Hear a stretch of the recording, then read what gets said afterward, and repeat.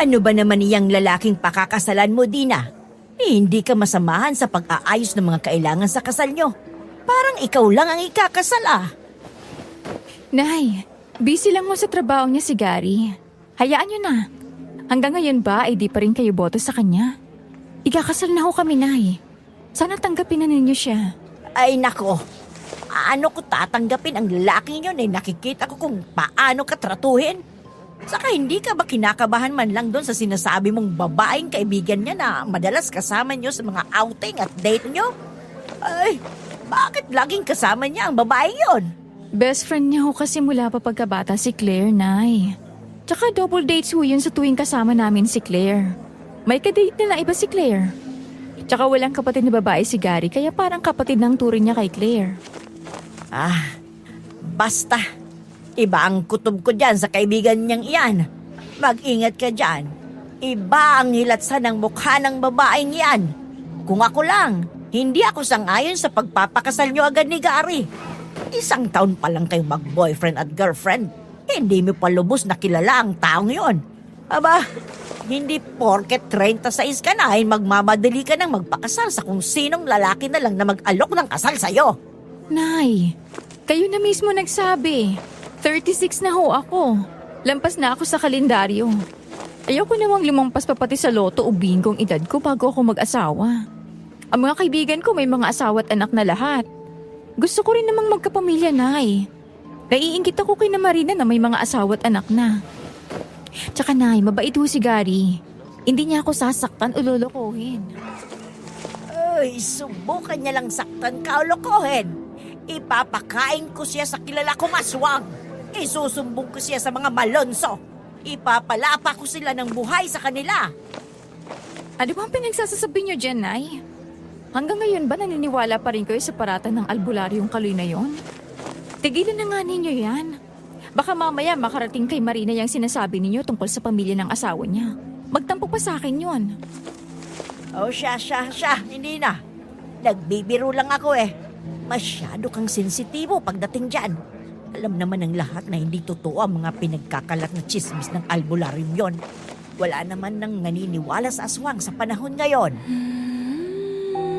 Dear Miss Amy, minahal ko siya kahit siya'y aswang. Dear Miss Amy, pag-ibig ba ito o sumpa? Dear Miss Amy, natatakot ako sa kanyang lihim. Ito ang aswang love story. Dear Miss Amy.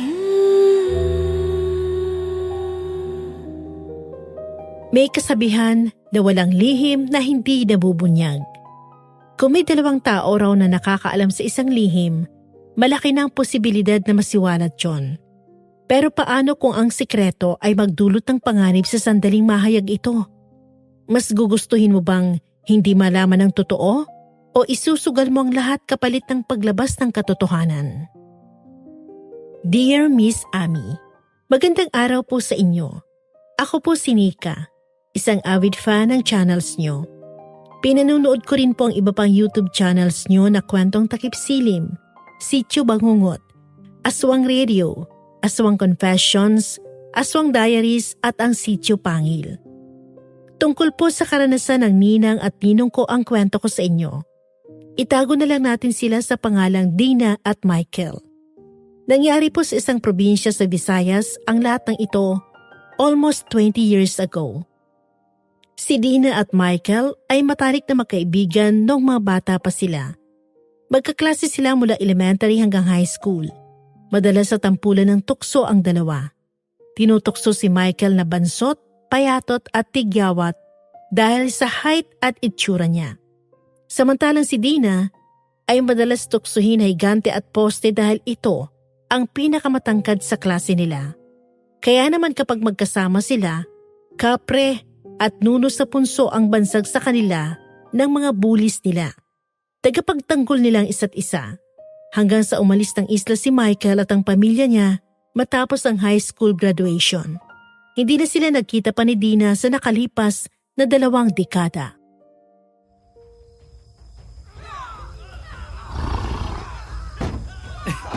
Tapos nang walang habas mong pagpaslang sa mga inosenteng tao, aswang! Napakarami nila. Para silang mga ipis na ang hirap patayng lahat. Sobrang lakas talaga ni Ricardo. Sa loob lang ng ilang buwan, isang grupo na agad ng mga aswang ang nalikaan niya.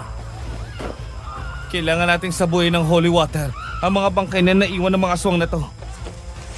Wala na tayong oras para sunugin sila, Tay, ng isa-isa. Baka may makakita rin sa atin kapag nagsunog pa tayo rito. Nagiging putik naman na sila kapag nilusaw ng holy water ang mga bangkay nila. Hindi na yung pagtatakam pa na makakita sa putik rito. Marumi naman lugar na to. Oh, buti na lang at abandonado na ang mga warehouse na narito. Nakabisi talaga kayo mga ba? Inupos ninyo ang mga alagad ko. Akala ninyo ba ay mapipigilan ninyo ako? Daan taon na ang inilagi ko sa mundo. Hindi hamak na mga manunugis lang ang tatapos sa buhay ko. Naubos nyo man ang mga alagad ko rito. Lilipat lang ako ng kuta at gagawa muli ng panibagong grupo ng mga aswang. Bumaba ka rito, Ricardo!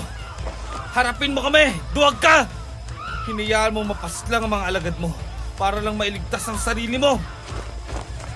Mukha ba akong tanga? Natural. Ililigtas ko ang sarili ko.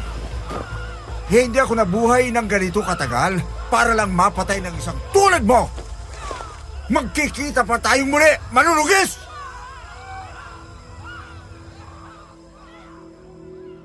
Nagpalit ng anyo ang aswang na nakatayo sa bubong ng lumang warehouse.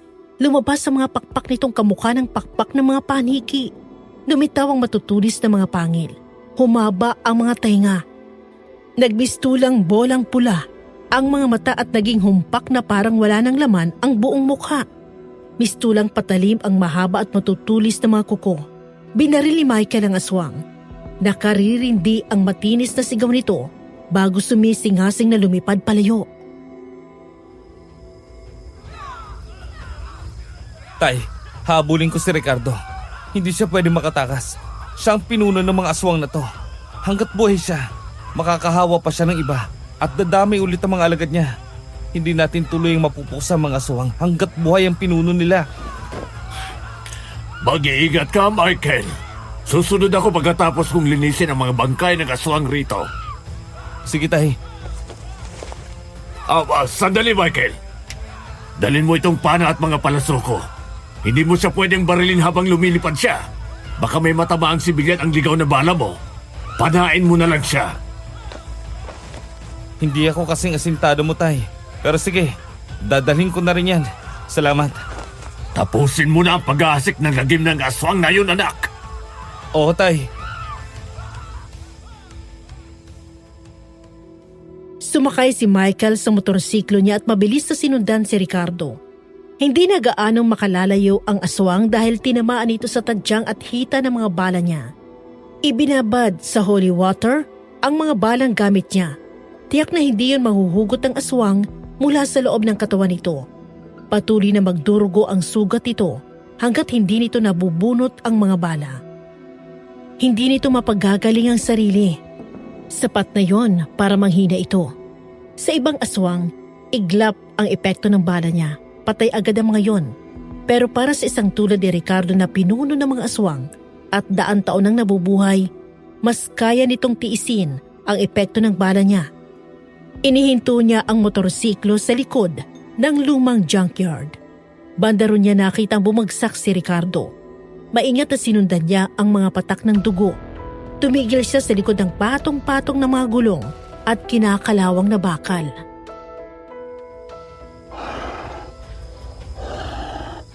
Oh, wisit ng mga manunugis. Palagi nilang sinisira ang plano ko. Hintayin nyo lang na makabawi ako. Iihawin ko kayo ng buhay at kakainin sarapan ninyo ang bawat parte ng katawan ninyo.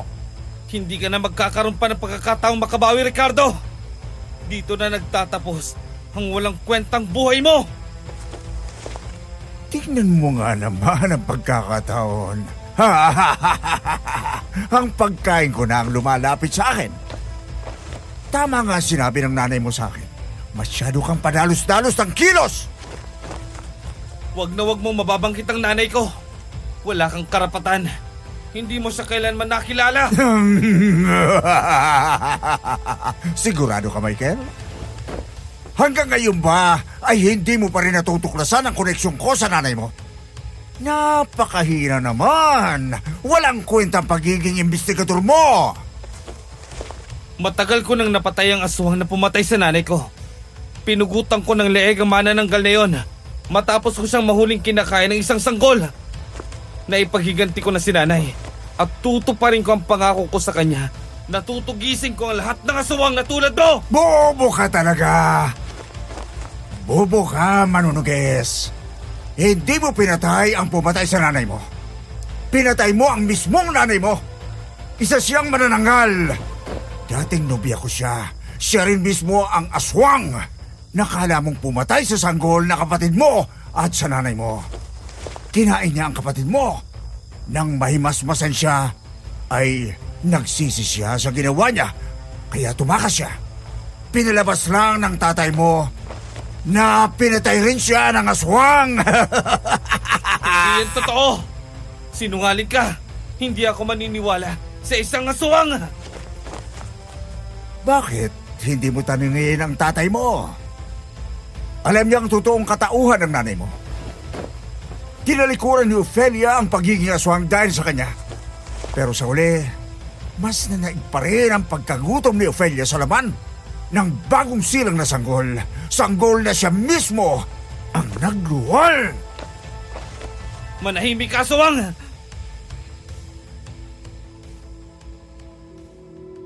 Tinutok ni Michael ang bariles aswang pero biglang tumayo ito at hinagip siya sa baywang. Lumipad ito ng ilang metro pataas saka sinagpang ng mga matutulis na pangil ang leeg niya. Napahiyaw siya sa matinding sakit kasabay ng mariing pagkalabit sa gatilyo ng baril na itinutok niya sa ulo ng aswang. Bumulusok sila pababa. Wala nang buhay ang aswang nang nadaganan niya pagbagsak nila.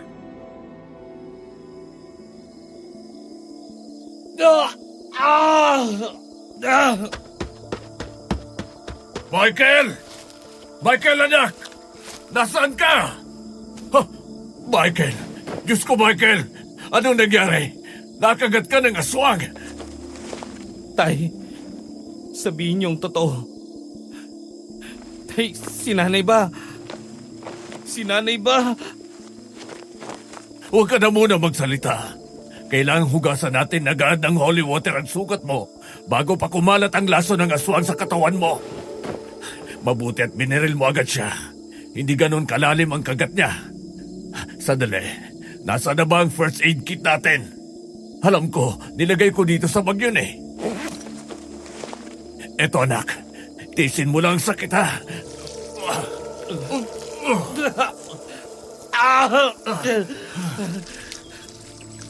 Tay, kung hindi maaga pa ng lason at maging aswang ako, iwan niyo na ako dito. Pinatitira pang isang bala sa baril ko. Hindi ka magiging aswang, anak. Hindi ganon kabilis ang pagiging aswang. Hahanap tayo ng paraan para makontra ang laso ng aswang sa katawan mo. Sakaling kumalat ang ito. Pag-ako yan, anak. Hindi ako papayag na pati ikaw mawala dahil sa mga aswang na yan. Ayoko maging aswang, tay. Hindi ako papayag na maging aswang. Akong bahala sa'yo, anak. Hindi naman nagkulay itim ang dugong lumalabas mula sa sugat mo. Tingin ko, naagapan natin agad ang lason. Halika, kaya mo bang tumayo? Napilayan ka mo sa pagbagsak mo. Hindi, tay. Sinalo na Ricardo ang pagbagsak ko. Mabuti naman. Doon ko pinarada ang sasakyan ko. Tatawagan ko si Pinong para makuha ang motorsiklo mo. Didiretso tayo sa klinik ni Edward. Ipasusuri natin ang dugo mo kung may pagbabago. Kahit hindi sabihin ng ama at tiyuhin niya, batid ni Michael na hindi maganda ang naging resulta ng blood tests na ginawa sa kanya. Maliban sa leeg niyang kinagat ni Ricardo, wala nang iba pang ginamot sa kanya ang tiyuhin niyang doktor. Pero daig pa niyang isang pasyenteng binigyan na ng taning kung tingnan siya ng kanyang ama't tiyuhin. Marahil, hindi lubusang naagapan ang laso ng kagat ng aswang. Tito Edward, hanggang kailan na lang itatagal ko bago ako tuluyang maging aswang? Hindi kita mabibigyan ng tiyak na sagot, Michael.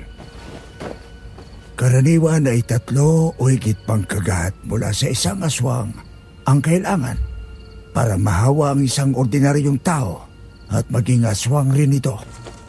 Mabilis rin ang pag-aksyon ni Felipe. Nang linisin niya ang lason sa sugat mo, malaki ang posibilidad na hindi maging aswang ang ordinaryong tao dahil doon. Good news yun, di ba? Ibig sabihin, hindi ako magiging aswang.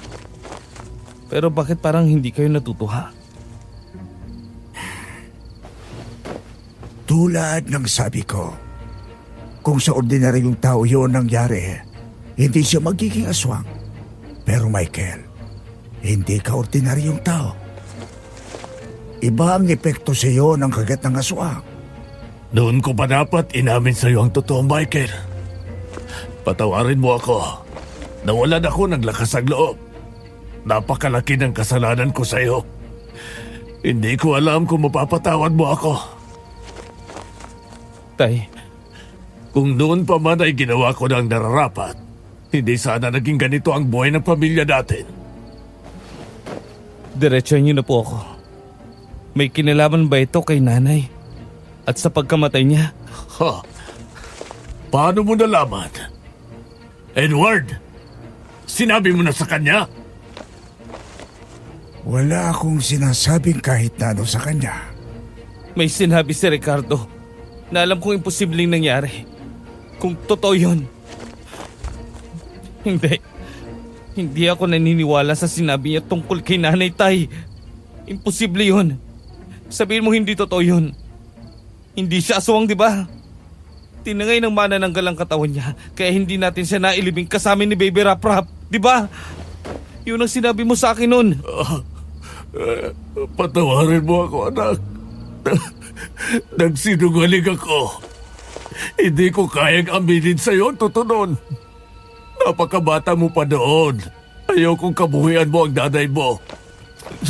Ang aswang na pumatay kay Baby Rap Rap ay ang nanay mo, Michael. Hindi ko siya nabantayan ng maigi tulad ng ginawa ko noong ipinanganak ka niya. Akala ko, sa tagal na niyang hindi nagbabago ang anyo, nakontrol lang niya ang pagiging aswang niya. Hindi ko naisip na pwede siyang daigin ang gutom niya. Lalo na ng sariling anak niya pa. Hindi. Hindi. Hindi.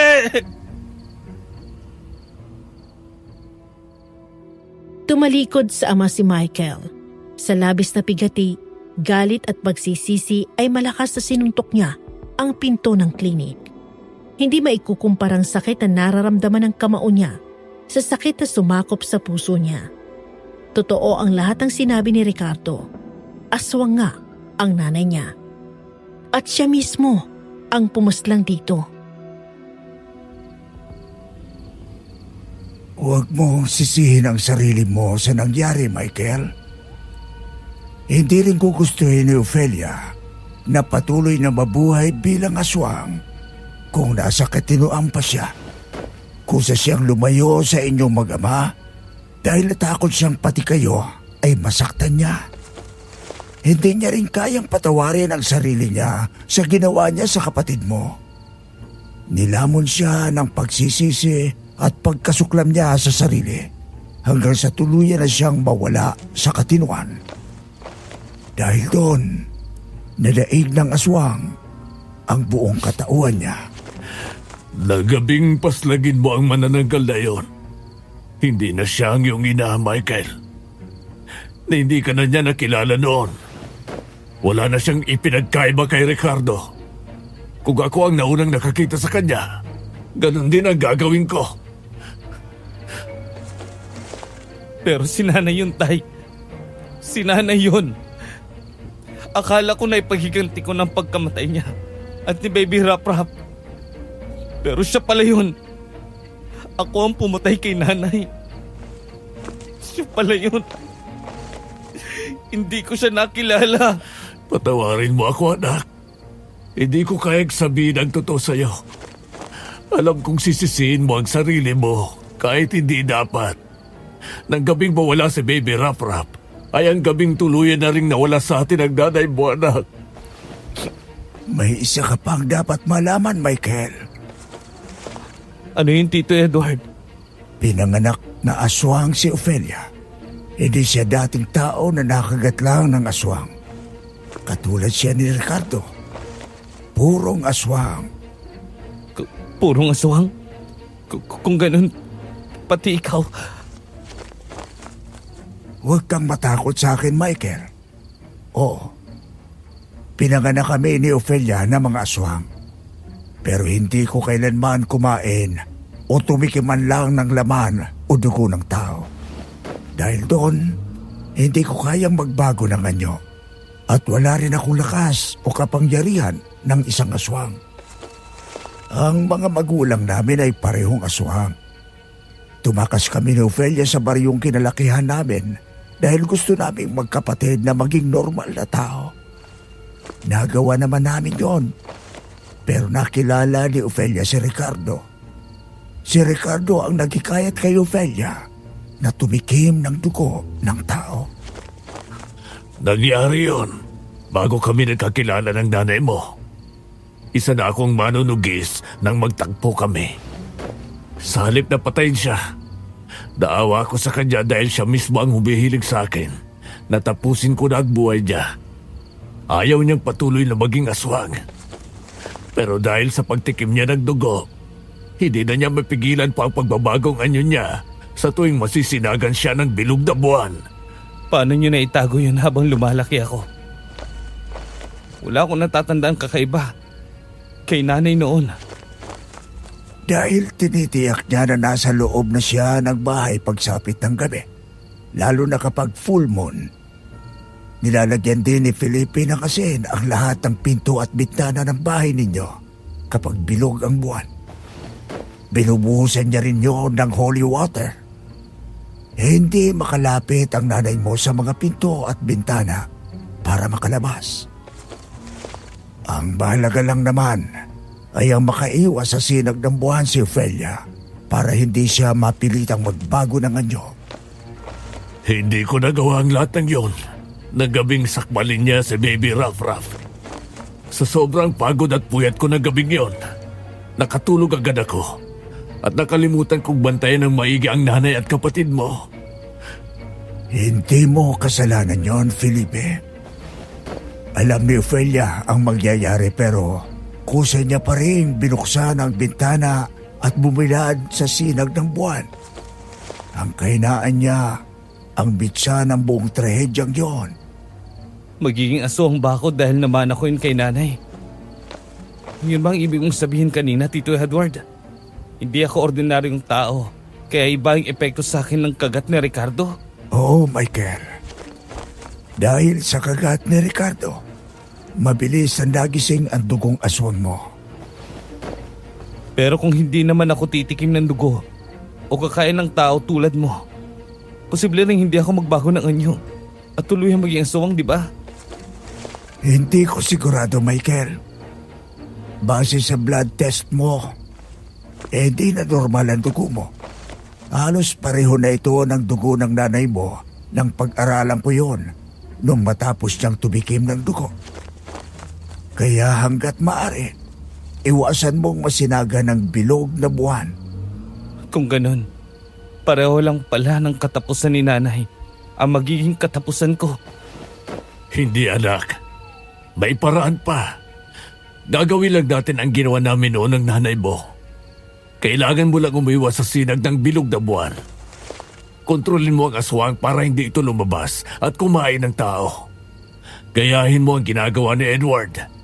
Purong aswang din siya, pero ni minsan hindi siya tumikim o kumain ng tao.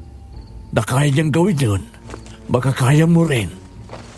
Tama ang tatay mo, Michael. Tutulungan kita. Mas malakas akong kumain ng karne ng baka, baboy o kambing. Minsan pati ng dugo ng mga hayop na iyon ay iniinom ko lalo na kapag bilog ang buwan. Sapat na yon para maibsan ang pagkagutom mo. Aminin ko, minsan malakas talaga ang tukso ng amoy ng dugo ng tao. Lalo na kapag may mga pasyente akong sugatan. Pero kung malakas ang pagpipigil at pagkontrol sa sarili, magagawa mo. Sinanay ko ang sarili ko sa amoy ng dugo hanggang sa makontrol ko ang inisyal na reaksyon ko doon. Salamat, Tito Edward.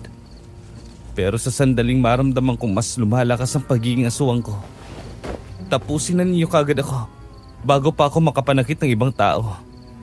Ipangako niyo yan. Tay, Tito Edward, mas gugustuhin kong mamatay kaysa maging aswang. Oo, anak. Pag ako, Oo, Michael. Gusto ko nang umuwi, Tay. sige. Halika na at umuwi na tayo. Hindi yun ang ibig kong sabihin. Gusto kong umuwi ng probinsya natin eh. May gusto akong makita at makausap bago mahuli ang lahat. Sino? Si Dina? Opo, Itay. Si Dina. Yung best friend mo doon, si Dina de Asis. Opo, Tito Edward. Ang balita ko ay ikakasal na siya. Nabanggit sa akin ang kaibigan ko na taga roon. Katrabaho niya si Dina sa Malonzo Hotel and Beach Resort. Yung manager daw ng hotel ang mapapangasawa ni Dina. Hanggang ngayon ba siya pa rin, Michael? Siya rin ba ang dahilan kung bakit hindi ka pa nag-aasawa hanggang ngayon? Hindi naman ho ako tumigil. At ngayon, mukhang huli na ang lahat.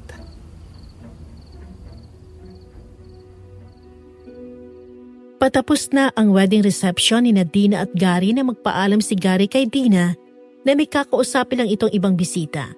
Hinayaan niya ito dahil kausap niya pa ng mga sandaling yon ang ilang kamag-anak na matagal niya nang hindi nakita. Makalipas ang 20 minuto, hinahanap na ni Dina ang hindi pa rin bumabalik na asawa.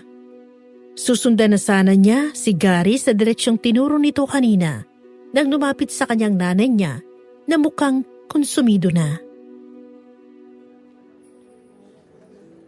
Aalis na kami, Dina. Pasensya na anak, hindi na namin mahintay matapos ang reception.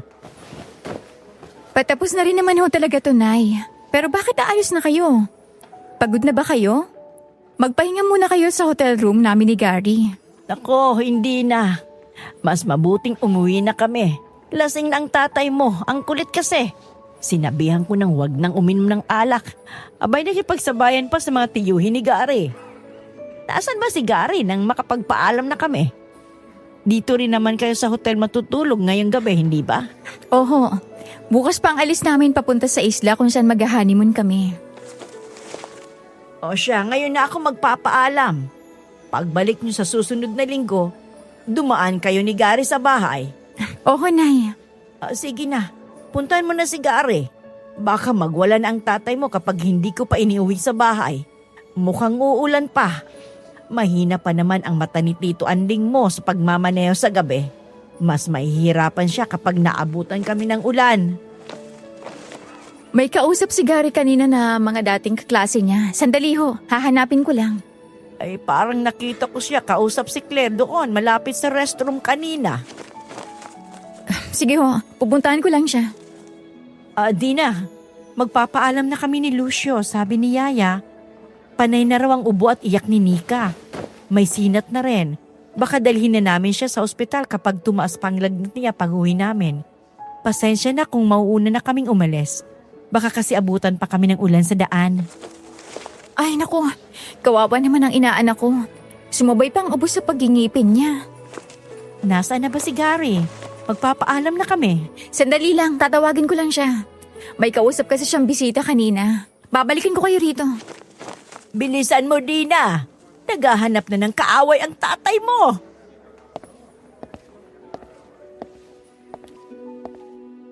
Lumakad si Dina patungo sa mahabang pasilyo sa kanan ng event hall. Naroon ang mga restrooms. Sa dulo ng pasilyo ay naroon ang malaking glass doors patungo sa napakagandang hardin ng hotel. Kung hindi nga lang ipinilit ng mga magulang ni Gary na sa simbahan sila ikasal. Sa hardin na yun sana niya gustong ganapin ang mismong seremonya ng kasal nila. Sumilip siya sa men's room nang walang sumagot. Matapos niyang tawagin ang pangalan ng asawa mula sa labas niyon. Bakante ang men's room. Baka naninigarilyo si Gary sa labas.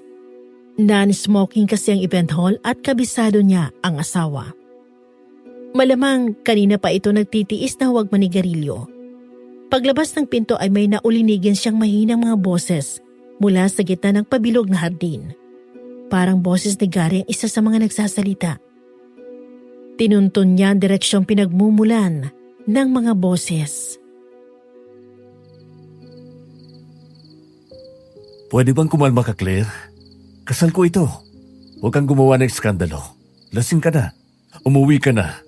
Sumabay ka na kina mama pa uwi. Tapos ano, Gary? Magpapakasaya ka kasamang asawa mo? Hindi ka ba nandidiring halikan at tabihan siya, Gary? Akong mahal mo. Tayong nagmamahalan pero ipinagpalit mo ko sa kanya para lang sa pangarap mong ma-promote sa trabaho. Paano kung sa kabila ng lahat ay hindi ka pa rin i-promote ni na Ma'am Marina at Sir Lucio, ha? Pinag-usapan na natin ang lahat ng ito, Claire. Kunting tiis lang. Baon ako sa utang. Kahit hindi ako ma-promote, magagamit ko ang pagiging mag-best friends ni na Ma'am Marina at Dina para makahiram ng pera kina Sir Lucio. Mahihiya silang tanggihan ako ngayong asawa na ako ni Dina. Malaki ang mapapakinabangan natin sa koneksyon ko kina Sir Lucio dahil kay Dina, Claire. Hanggang kailan tayo magtatago, Gary? Nasusuko ako sa tuwing iniisip ko may nangyayari sa inyo ng babaeng yon. Hindi ako dapat pumayag sa plano mong ito. Sa tingin mo ba? Gusto ko na hinahalikan siya at sinasabihan na mahal ko siya? Nadidiri rin ako sa sarili ko tuwing aarte akong mahal ko siya. Tumaan ka na, Claire. Maniwala ka sa akin. Ikaw pa rin ang mahal ko. Kung ganon, patunayan mo. Halikan mo ako ngayon mismo. Claire, baka may makakita sa atin dito. Delikado. Mas mahalaga talaga sa yung pangarap mo kaysa sa akin. Hindi. Sige na nga. Halika rito. Nagtagpo ang mga labi ng dalawang taksil at lahat ay nasaksihan na hindi makagalaw na si Dina. Para siyang kandilang unti-unting nauupos sa bawat salitang naririnig mula sa dalawa. Nagliyab ang labis na selos at galit sa puso niya nang makitang hinahalikan ng asawa niya ang babaeng ayon dito ay kaibigan lang nito. Kusang humakbang ang mga paa niya palapit sa dalawa.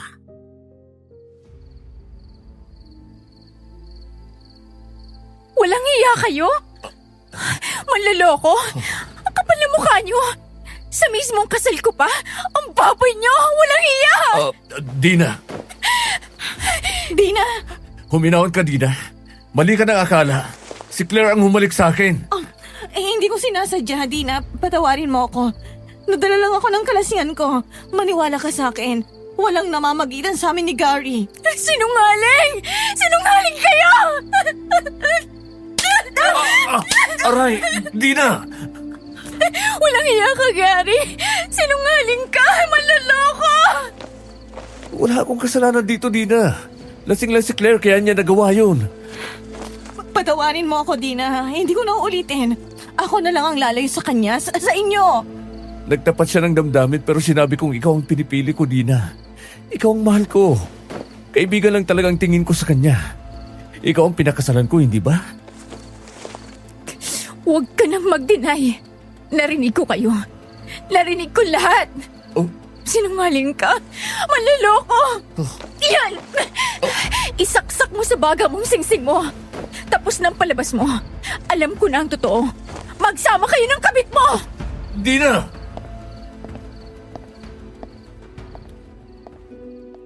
Mabilis na tumakbo si Dina palayo sa dalawang taksil. Kahit hirap siyang humakbang ng mabilis dahil sa suot na wedding gown, hindi niya alintana yon.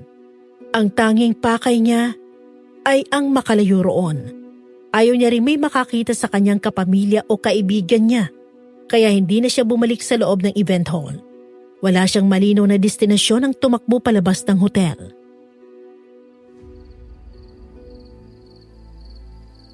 Dina! Dina, saan ka pupunta? Claire, ano ba? Bitawan mo ako, habulin ko siya. Huwag mo na siyang abulin. Nabisto niya ng totoo, Gary. Narinig niyang lahat ng sinabi natin. Hindi ba aring dito lang magtapos lahat ng buwan ng pinaghirapan ko? Kapag nalaman ni na Sir Lucio at Ma'am Marina ang tungkol rito, mawawalan ako ng trabaho, Claire.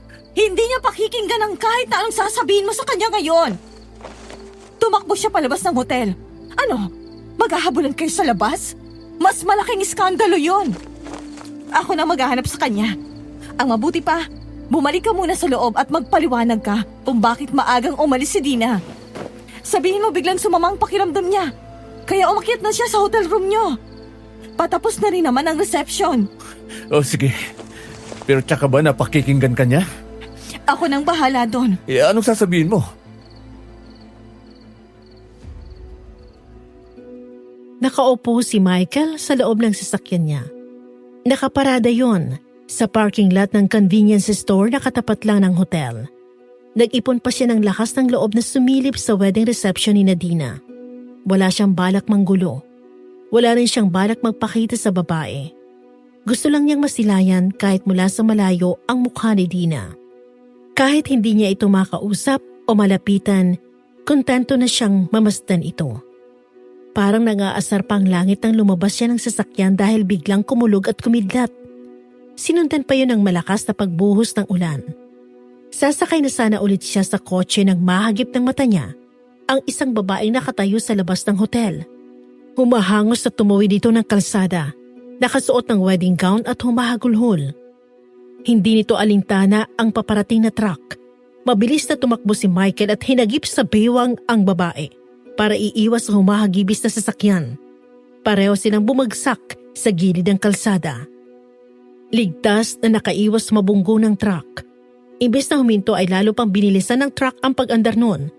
Nagsigawan ang ilang taong nakakita sa muntikan ng nangyaring aksidente. May ilan pa na sinigawan ng truck driver pero mabilis nang nakatakas yun.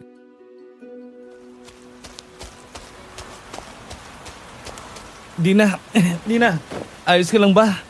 Nasaktan ka ba? Pasensya na, nadaganan kita. Tumama pa ang ulo mo sa gutter. Dadaling kita sa ospital. Hindi na kailangan. Medyo masakit lang pero hindi naman ganun kalakas sa pagkauntog ko. Maraming salamat sa pagligtas mo sa akin. Anong pangalan? Teka. Bakit kilala mo ko? Ako to, si Michael. Michael Visido. Magkababata tayo nun. Michael? Ikaw na ba yan? Oo, ako to. Hindi na ako bansot at mukhang tigwayating nuno sa punso. Halika na. Doon sa lobby ng hotel tayo. Sumilong tayo. At basang-basa ka na ng ulan. Ayokong bumalik doon. Bakit? Sinong tinatakasan mo? May nanakit ba sa'yo? Oo. Nandun ang taksil na asawa ko't kabit niya. Ang kakapal ng mga mukha nila. Nahuli ko sila sa mismong araw pa ng kasal ko. I'm sorry. Hindi ko alam ang sasabihin. Ano bang maitutulong ko? Ihatid na lang kita sa pupuntahan mo. Saan ka ba dapat papunta? Hindi ko alam. Gusto ko lang lumayo sa kanila. Okay. Ihatid kita kahit saan mo gustong pumunta. Pero medyo malakas ang pagtama ng ulo mo sa gutter. Baka naalog ang utak mo. Ayos lang ba sa'yong dalhin muna kita sa klinik ng tiyahin ko? Gusto ko lang matiyak na okay ka. Sige, Michael. Maraming salamat sa pag-aalala mo. Hindi ka pa rin talaga nagbabago. Ikaw pa rin ang Michael na kilala ko. Maalalahanin. Sa malan ng sitwasyon ng pagkikita natin muli. Pero masaya akong makita ka. Masaya rin akong makita ka ulit, Dina. Halika. Naroon nakaparada ang kotse ko. Bubuhatin na lang kita. Baka madulas ka sa basang kalsada. Salamat. Pero kaya ko pa namang maglakad. Humawa ka lang sa braso ko para hindi ka madulas. Okay. Sayang, hindi ko nakuha ang plate number ng truck na yun. Masyadong mabilis ang pagpapatakbo ng driver. At ni hindi man lang huminto na makitang may muntik siyang masagasaan. Nataranta rin siguro siya at natakot kaya tumakas na lang. Michael, pasensya na ha. Mababasa at mapuputi ka ng upuan ng sasakyan mo kapag naupo ako. Ayos lang. Pareho naman tayong basa at putikan. Nalilinisan naman yan. Sandali, may jacket ako sa backseat. Eto oh. Isuot mo muna para mabawasan ang ginaw mo. Buti, hindi ko sinuot ito kanina pagbaba ko ng kotse. Salamat. Nanginginig ko na sa lamig. Medyo humina naman na ang ulan. Bibilisan ko lang pagpunta sa klinik ni na Tita Tasha. Tsak na may maipapahiram siyang damit na pamalit mo. Okay. Hindi ko alam na may tiyan ka palang taga rito pa rin. Akala ko buong pamilya ninyo umalis na rito. Lumipat lang dito si Tita Tasha at ang pamilya niya 5 years or 6 years ago. Wala pa siya dito nung dito pa kami nakatira. Tiyahin mo siya sa kaninong side? Sa tatay mo o sa nanay mo? Ang totoo, hindi ko siya kamag-anak talaga. Dating asawa siya ni Tito Edward. 1 taon lang yata silang nagsama at naghiwalay rin kaagad. Hindi rin sila nagkaanak. Nakapag-asawa pala si Tito Edward. Akala ko tumandang binata na talaga siya. Pero ang lungkot naman ang naghiwalay rin agad sila. Uso ba yan ngayon? Sila? Naghiwalay matapos ang 1 taon. Ako naman, hiwalay na agad, wala pang 1 araw na ikakasal. Sumpa yata yun sa mga tulad naming tumandang dalaga at tumandang binata. Mas mabuti pa siguro hindi na lang talaga kami nagpakasal pa. Huwag mong sabihin yan. Minalas ka lang sa lalaking napili mo. Gago siya. At sinayang niya ang pagmamahal mo. Maniwala ka. Pagsisisihan niyang pinakawalan ka niya. Wala nang ibang babae pa ang makakahigit pa sa'yo.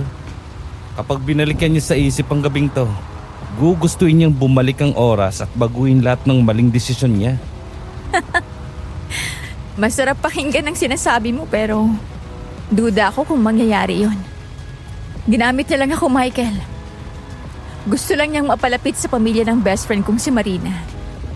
Naniniwala siya na maiimpluwensyahan ko si Marina na i-promote siya kapag asawa ko na siya. Hindi niya ako minahal. Plinano niyang lahat. Sila ang dalawa ng babae niya. Kung ganun, hindi siya dapat pag-aksaya ng luha mo. Ang mga taong tulad niya, aksaya lang sa oxygen ng mundo. Huwag ka mahinayang sa basura. Tinatapon ng basura. Hindi pinag-aaksaya ng panahon at pagmamahal.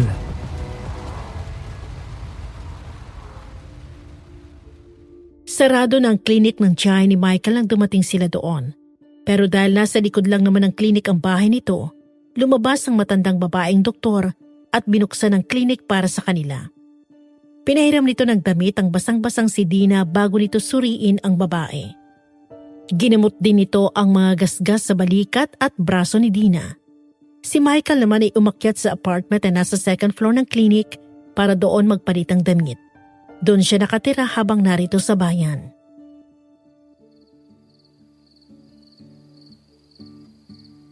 Pantay naman ang pupils ng mata niya. Wala akong nakikitang signs ng concussion. Pero para sa ikapapanatag ng loob mo, Michael, heto mga kailangan mong bantayan sa loob ng 24 oras. Kapag sobrang nanakit ang ulo niya, nagsuka siya, naging masyadong sensitive sa liwanag o ingay, nanalabang paningin niya, o kaya naging parang lutang siya kapag kinakausap mo, kailangan niyang madala agad sa ospital. Okay, Tita Tasha. Meron po ba siyang iinumin na gamot? Wala naman. Kailangan lang niyang magpahinga. Hayaan mo siyang matulog. Pero every 3 hours, dapat gisingin mo siya at yakin na malinaw ang pagsagot niya kapag kinakausap mo. Sige po, tatandaan ko yung Tita Tasha. Maraming salamat. Maraming salamat po, Tita Tasha. Pasensya na po't naistorbo po namin kayo. Hindi ko kasi naniniwala si Michael na ayos lang talaga ako. Walang problema, Iha. Tita na lang din ang itawag mo sa akin. Gusto kong malaman kung anong nangyari at dumating ka ritong naka-wedding gown at basa ng ulan. Pero bukas na kita tatanungin. Mukhang pagod ka na at mas kailangan mo ng pahinga. Sige na, umakyat na kayo sa apartment ni Michael. Naku, hindi ako pwede doon. Iha, kailangan mo ng kasama sa loob ng 24 oras para may magbabantay sa'yo. Matinong lalaki si Michael. Wala kang dapat ipag-alala. Maaari din naman na sa bahay ka namin magpalipas ng gabi kung gusto mo. Ang ibig ko lang pong sabihin ay baka hindi magustuhan ng asawa ni Michael kung doon ako sa bahay nila makikituloy. Uuwi na lang ako sa bahay ng mga magulang ko. Sabi mo kanina ay ayaw mo muna makaharap at makausap kahit sino sa kanila. Ayoko nga muna sana. Pero baka mag-alala naman si nanay sa biglang pag-alis ko. Hindi ko alam kung anong sinabi ni Gary sa kanila. Baka i-report ni nanay na nawawala ako. Pwede mo siyang tawagan sa telepono. Magpahinga ka muna sa apartment ko ngayong gabi. Bukas ng umaga, ihatid kita sa inyo. Huwag kang mag-alala. Wala akong asawang magagalit. Kung doon ka sa bahay ko tutuloy. Hindi ako gago na mag-uwi ng ibang babae kung may asawa ko. Oh? Ganun ba? Oh, sige, kung okay lang talaga sa'yo. Doon muna ako makikitulog ngayong gabi. Pwede bang makahiram ng telepono? Tatawagan ko lang si nanay. Heto, gamitin mo ang cellphone ko. Kahit sa landline na lang. Baka maubos ang load ng cellphone mo. Tsaka hindi agad ibababa ni nanay ang telepono. Postpaid yan. Gamit ko sa trabaho kaya hindi pwedeng maubusan ng pantawag o pantext. Gamitin mo na. Salamat.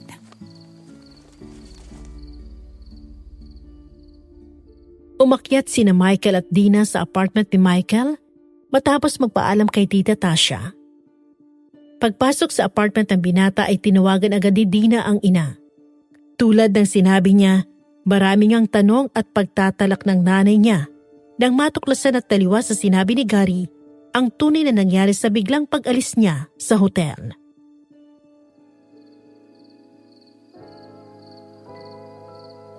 Sinasabi ko na nga ba? Masama na ang kutob ko nung sabihin niya sa amin ni Marina na biglang sumama ang pakiramdam mo. Kaya dumiretso ka na sa hotel room ninyo. Dapat pala ginit kong akyatin ka sa hotel room ninyo nang malaman ko agad ang totoo. Natural na natural talaga sa kanyang pagsisinungaling. Hindi ako makapaniwalang ang tagal niyang nabilog ang ulo ko. Tamang sinabi ninyo noon, inay. Sana nakinig ako sa inyo. Hindi na sana umabot pa sa ganitong lahat. Legal na akong nakatali ngayon sa manlulokong yun. Huwag kang mag-alala, anak. Gagawa tayo ng paraan para mapawalang bisa ang kasal ninyo. Kasi hodang mangutang ako sa mga malonso para maanal lang ang kasal ninyo. Gagawin ko yon. Sigurado akong tutulungan tayo ni na Marina at Lucio sa sandaling malaman nila ang ginawa ni Gary. Buti na lang talaga at saktong naroon si Michael. Iabot mo nga ang telepono sa kanya at magpapasalamat ako. Gusto ko raw makausap ni Nanay Michael. O ba? Hello, Nanay Masing. Si Michael ho ito. Hulog ka ng langit sa anak ko, Michael. Maraming salamat sa iyo. Niligtas mo ang anak ko. Salamat, salamat. Siya rin naman ho, naging tagapagtanggol ko nung mga bata pa kami. Bumabawi lang ako ngayon sa dami ng beses na iniligtas niya ako sa mga nanunukso at nananakit sa akin noon dahil sa liit ko. Oo, naaalala ko ngayon, Michael. Hihilingin ko sanang dyan na muna si Dina sa inyo. Kung uuwi kasi siya dito ngayong gabi at malalaman ng tatay niya ang nangyari, baka sugurin ni Elmo si Gary. Kapag ganitong lasing si Elmo, ay nagiging padalos-dalos at sumosobra ang tapang. Baka mapatay pa niya si Gary sa galit niya. Bukas ko nang sasabihin sa kanya ang nangyari kapag nawala na ang kalasingan niya at kalmado na. Wala akong problema, Nanay Masing. Ihatid ko si Dina dyan bukas. Ay, salamat. Sige na. Magpahinga na kamo si Dina. Ikaw rin. Bye. Sige ho. Kakausapin niyo pa? Hello? Binaba na ni Nanay Masing ang telepono, Dina. Okay lang. Nasabi ko naman na ang dapat kong sabihin. Sana ko pwedeng matulog. Dito ka na lang sa kwarto ko matulog. At ako naman doon sa kabila. Mahalagang makapagpahinga ka ng maayos. Walang kutsyon ng kahoy na papag sa kabilang kwarto. Yung kasi magiging kwarto ni tatay kapag bumunta na siya rito. Hindi siya sanay sa malambot na kama kaya hindi ko na pinalagyan pa ng kutsyon doon. Sobra-sobra nang naitulog mo sa akin, Michael. Ayokong agawan ka pa pati ng kama. Okay lang ako matulog sa papag. Ako naman ang hindi matatahimik kapag hinayaan kitang mahigas sa matigas na papag. Sige na, dito ka na magpahinga. Isiset ko ang alarm ko para gisingin ka paglipas ng 2 o 3 oras. Michael, salamat Maraming salamat talaga. Kung hindi kita nakita kanina, hindi ko na alam kung saan ako dinala ng mga paa ko. Sobrang litong-lito ako kanina. Parang wala ako sa sarili nang umalis sa hotel. Manhid ang buong katawan ko. Pero na magkita tayo kahit papano, nawala ang pagkalutang ng isip ko. Kaya salamat. Walang anuman, Dina. Kahit anong kailangan mo, magsabi ka lang at sisikapin kong ibigay sa'yo. Nagsisisi nga ako na ngayon lang ako bumalik at nakipagkita sa'yo. Sana hindi ko inaksaya ang mga nagdaang taon para makita at makausap ka ulit. Oo nga, ang tagal mong nawala. Namiss kita. Ikaw ang pinakamatalik na kaibigan ko noon. Ang totoo, nagtampo ako na hindi ka nag-iwan man lang ng bagong address matapos ninyong umalis dun sa bahay na nilipatan niyo galing dito. Hindi ka na rin sumulat ulit kahit alam mo naman ang address ko rito. Naisip ko na baka sinadya mo yon dahil ayaw mo nang patuloy na magkaroon tayo ng komunikasyon. Sorry, hindi ko naisip na gusto mo pang patuloy na makipagkaibigan sa akin kasi malayo na tayo sa isa't isa. Sa uling sulat mo, nabanggit mo na may bagong mga kaibigan ka na. May mga manliligaw at balak mo nang sagutin yung isa sa kanila. Naisip ko na baka dala na lang ng obligasyon at awa ang patuloy mong pagsulat sa akin. Hindi totoo yan ha. Miss na miss kaya kita noon.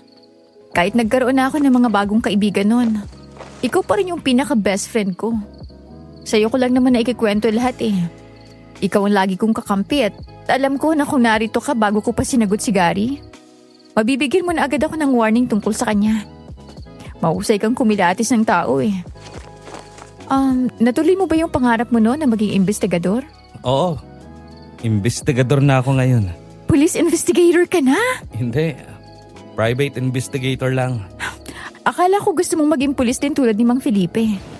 Kasi gusto mong mahanap ang kriminal na pumatay sa nanay at kapatid mo noon, hindi ba?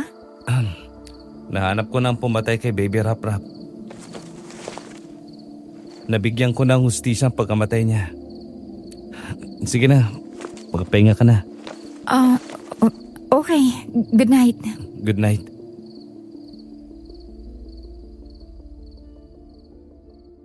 Kunot noong sinundan ng tingin ni Dina si Michael paglabas nito ng kwarto.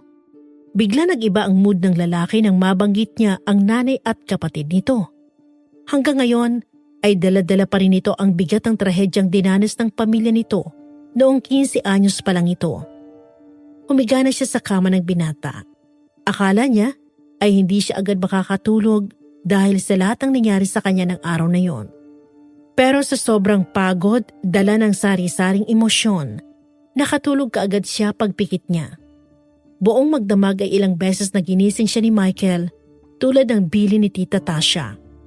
Sa bawat pagmulat niya ng mga mata, ang nag-aalalang anyo ng lalaki ang bumubungad sa kanya.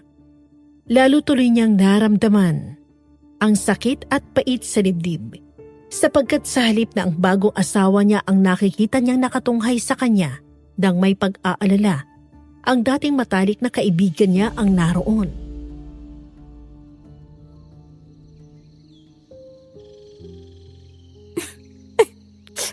Paano niya nagawa sa akin yun, Michael? Ano pa bang kulang sa akin at hindi niya ako minahal ng totoo? Tulad ng pagmamahal ko sa kanya. Walang kulang sa'yo, Dina. Maniwala ka. Ang lahat ng pagkukulang ay nasa kanya. Kala ko talaga siya na yung sagot sa matagal kong paghihintay. Siguro, sa sobrang pagkapihikan ko kaya nangyari ito eh. Hindi yan totoo. Sadyang hindi lang siya karapat-dapat sa pagmamahal mo. Balang araw, makakakita ka rin ng lalaking tunay na magmamahal sa'yo. Sa edad kong to, si Gary ang huling pag-asa kong magkaanak at magkapamilya. Tingin ko tatanda na akong mag-isa. Ayoko nang sumubok ulit. Dina. Ayos lang. Kahit hindi ko na maranasan na maging asawa at ina. Nandito ka naman na ulit eh. Bumalik ka na. May magiging kasama at kasangga na ulit ako. Kahit tumanda na ako, alam kong hindi ako mag-iisa. Masaya akong magkaroon ng tunay na kaibigan tulad mo. Taon man tayong hindi nagkita at nagkasama. Parang tulad pa rin ng dating lahat.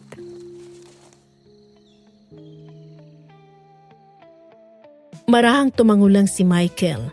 Hindi niya maibulalas ang mga salitang nais sabihin sa babae. Alam niyang hindi yon ang tamang panahon. Marahil, matagal nang lumipas ang tamang panahon para ipagtapat ang tunay niyang damdamin dito. Ang tanging hangad na lang niya ay makasama ito kahit papaano sa huling mga sandali ng buhay niya. May pait sa puso ni Dina habang inilalagay niya sa maleta ang mga damit niya mula sa aparador sa bagong bahay nila ni Gary.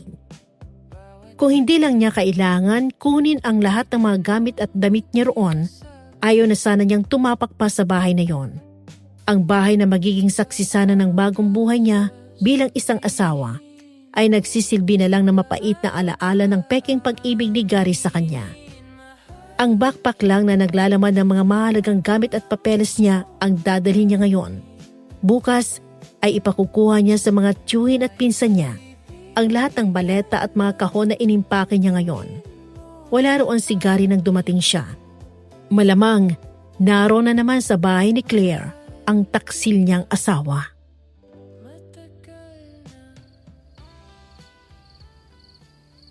Dina, buti na dito ka na. Ang tagal kitang inaabangan sa labas ng bahay ninyo. Hindi ako pinapapasok ng tatay mo. Mag-usap tayo. Hindi pwedeng dito na lang magtatapos ang lahat. Kasal tayo, Dina. Walang silbi at bisang kasal natin, Gary. Nagsinungaling ka sa buong durasyon ng relasyon natin. Ako ang legal mong asawa pero sa amin ni Claire. Mas ako ang ginawa mong kabit nang hindi ko nalalaman. Anong klaseng tao ka? Hindi mo naiintindihan ang lahat, Dina. Hindi mo ako pwedeng iwan. Sa'yo nakasalalay ang trabaho ka sa Malonzo Hotel. Hindi mo pa naman sinabi kina Ma'am Marina at Sir Lucio ang nangyari, hindi ba? Maliban sa pamilya mo, tayo pa lang ang nakakaalam ng nangyari. Lahat sila sa hotel naniniwala na nasa honeymoon trip pa tayo. Yun lang talagang mahalaga sa'yo, no? Hindi. Pero kung mawawalan ako ng trabaho, paano ko kayo bubuhayin ng pamilyang bubuuin natin? Umaasa ka pa rin maayos ang lahat ng to? Ganun ba ako katanga sa tingin mo? Tapos na tayo. Magsama kayo ni Claire. Bagay na bagay kayo. Huwag kang mag-alala. Hindi ako mapaghiganting tao. Hindi ko sasabihan sina Marina at Lucio na alisin ka sa trabaho. Pero tapos na tayo. Ayoko nang makita o makasama ka pa sa trabaho. Ire-request ko kina Marina na ilipat ako sa ibang hotel. Doon sa ibang bayan. Hindi. Hindi ako papayag. Ayusin natin to. Patawarin mo lang ako. Babawi ako sa'yo pag ako. Lalayuan ko si Claire. Mas mahalaga ka sa akin kaysa sa kanya. Paraanin mo ko, Gary. Ipakukuha ko kina Tito Andeng ang iba pang gamit na hindi ko mabibitbit ngayon. Bukas, Gary, ano ba? Nasasaktan ako. Bitiwan mong braso ko. Makinig ka sa akin. Hindi tayo mag-iwalay. Hindi mo sasayangin ang isang taong pagtsatsaga ko sa'yo. Kalimutan mo si Claire. Sinabi ko nang lalayoan ko siya, hindi ba? Ano pang gusto mo? Bitawan mo sabi ako. Ano ba? Sabihin mo munang ayos na natin ang relasyon natin. Pumayag ka maging asawa ko at tutuparin mo yun. Hindi! Ayoko! Hindi kita mapapatawad sa Nauubos ang pasensya ko sa'yo, Dina. Asawa kita. Susundin mo ang lahat ng sinasabi ko. Hayop ka? Ikaw pa ang may ganang manakit? Ikaw na ang nanlokot ng gamit! Bitawan mo ako! Gary, ano? Itong nararapat sa'yo babae ka. Sinabi nang hindi tayo mag-iwalay eh. Tama na, Gary. Please, tama na! Papatay na lang kita kaysa hiwalan mo ako. Ako ang magsasabi kung kailan ka pwedeng umalis.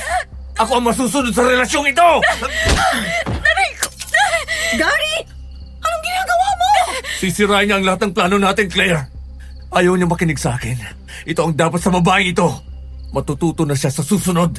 Susundin niya lahat ng sinabi ko o papatayin ko siya! Gary, tama na! Wala na siyang malayo!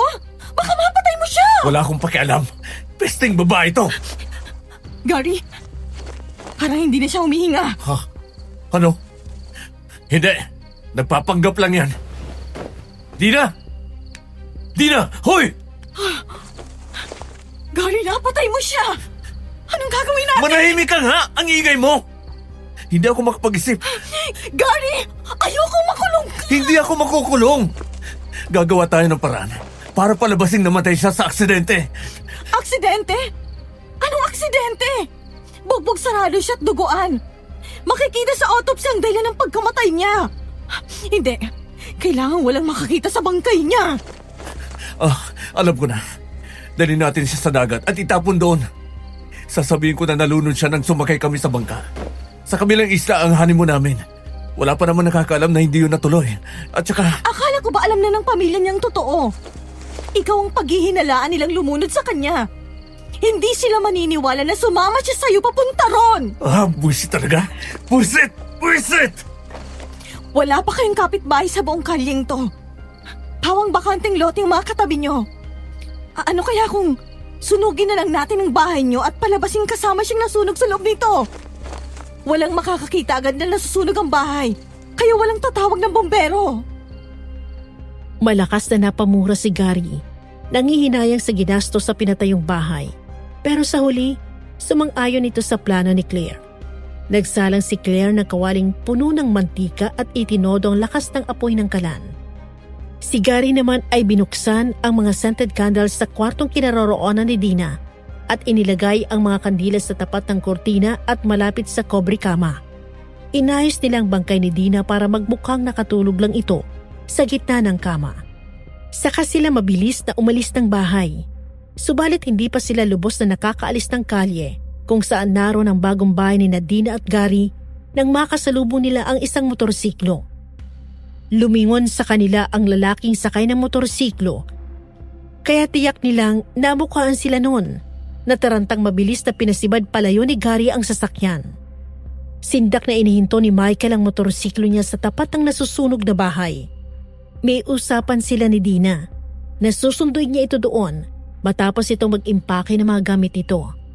Pupunta dapat sila sa bahay ni Marina at Lucio upang ipaalam sa mga ito ang nangyari sa mismong araw ng kasal ni Gary at Dina. Mabilis siyang pumasok sa nagliliyab na bahay. Makapal ang usok at hindi siya halos makahinga pero wala siyang pakialam. Natitiyak niyang nasa loob pa si Dina. Pumasok siya sa kwarto at doon nakita ang duguan at walang malay na babae. Binuhat niya ang babae at tumakbo palabas ng bahay. Napaluhod siya sa tapat ng motorsiklo niya habang kalong-kalong ang katawan ni Dina. Buhay pa ang babae. Naririnig niya ang mahinang tibok ng puso nito. Hinihingal na napalunok siya nang makita at maamoy ang dugo sa ulo at mga braso nito. Mabilis na tinawagan niya ang tatay niya at si Tito Edward. Hindi niya maisasakay sa motorsiklo si Dina para dalhin ito sa ospital. Mabuti na lang at malapit lang doon ang apartment niya kung saan magmumula ang tatay niya at si Tito Edward. Sa bilis magmaneho ng tatay niya, tiyak niyang mauunahan pa nito ang anumang ambulansyang tatawagan niya. Dina, gumising ka. Dina? Dina? Michael, Salamat sa Diyos, buhay ka. Ano nangyari? Natatandaan mo ba? Sinong gumawa sa'yo nito, Dina? si Gary. Si Gary nanakit sa akin. Sinuntok at hinampas niya ako ng table lamp sa ulo. Ayaw niyang tumigil. Ayaw niya akong paalisin. Hype na lalaki talaga yun. Anong itsura niya, Dina? Mistisan na clean cut at mahaba ang baba. Nakaasol na polo ba siya? Oo. Kung ganun, sila nga yung nakasalubong ko kanina. Malamang sila rin may kagagawa ng sunog na to. Sila? May kasama siya? Oo, babaeng medyo singkit at maikli ang buhok. Michael! Michael, bakit? Sa kabila ng matinding kirot na biglang gumuhit sa likod at tiyan ni Michael, ay nagawa niyang maingat na ilapag sa sementadong kalsada ang kalong-kalong na babae. Itinukot niya ang 2 palad sa semento at napaungol sa matinding sakit. Parang hinihiwa ang katawan niya mula sa loob. Biglang tumulis ang mga kuko niya. Hindik na napaatras siya palayo kay Dina. Hindi pa bilog ang buwan. Hindi pa siya dapat nagbabagong anyo. Pero lahat ng senyales ay yon ang tinutungo. Magiging aswang na siya. At sa mismong harapan pa ng dugo ang babae na tanging minahal niya. Dina, patawarin mo ako. Kailangan na muna kitang iyon dito. Hindi ka ligtas kasama ako. Patawarin mo ako. Michael! Ano nangyayari sa'yo? Michael! Hawakan mo itong tulos na to. Gamitin mo sa akin. Pakiusap, Dina. Huwag mo hayang masaktan kita. Dito sa gitna ng dibdib ko. Itarak mo ang tulos. Ano? Anong sinasabi mo? Nahihilo ko, Michael. Huwag ka muna mawala ng malay, mahal ko. Hintayin mo si na tatay. Parating na sila. Michael, bakit binubuhusan mo ako ng tubig? Holy water, para hindi kita mahawakan o malapitan. Gagawin ko ang lahat para sa iyo. Mahal kita, Dina, sobra-sobra. Patuhanin mo ko. Ano? Saan ka pupunta? Michael! Dina, pangako, hindi kita sasaktan. Tuluyan ang nagbago ng anyo si Michael. Lumabas ang mga pangil niya, kasunod ay ang mga pakpak niya. Inintay niyang lukubin siya ng matinding pagkagutom. Pero hindi yon ang nararamdaman niya habang nakatitig sa walang mari na babae sa paanan niya. Iisa ang nasa isip niya. Kailangan niyang protektahan ito laban sa lahat ng nasa paligid nila. Mahina at walang kalaban-laban ng babae sa estado nito ngayon. Siya ang inaasahan nitong magtatanggol nito. Kahit kapalit ng sariling buhay niya, poproteksyonan niya ito.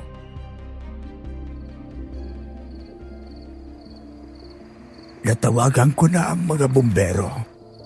Sana ligtas si Dina. Hindi ko alam kung ano ang mangyayari kay Michael kapag napahamak si Dina. Ayun na ang bahay. Nasaan? Diyos ko!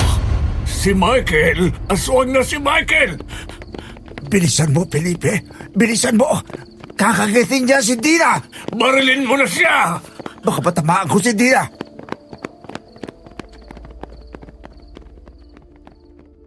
Hindi pa lubusang humihinto ang sasakyan, tumalo na pababa sina Mang Felipe at Edward.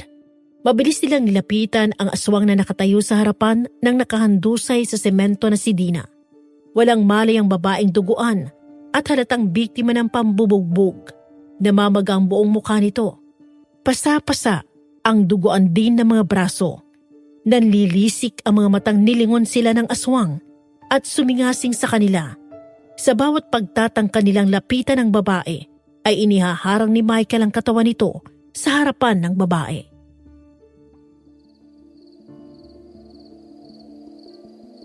Paano mo nagawa ito, Michael? Paano mo nagawa ito?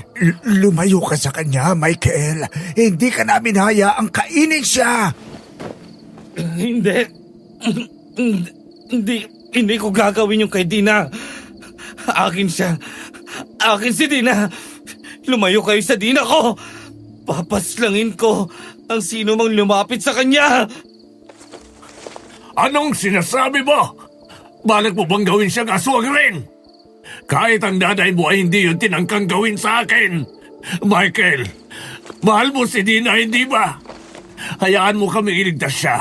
Huwag mo siyang gawing aswang. Felipe, tingnan mo ang hawak ni Dina. Tulusyon ni Michael, hindi ba? At ang bote sa tabi niya, holy water ang laman yon. Basang-basa si Dina. Posibleng hindi siya malalapitan ni Michael dahil sa holy water. Mabuti kung ganun. At kung nakagat na siya ni Michael, makukontra ng holy water ang lason ng... At teka, paano nakuha ni Dina ang holy water at tulos kung wala na siyang malay? Tingnan mo si Michael. Hindi niya tayo sinusugod maliban sa tuwing lalapit tayo kay Dina.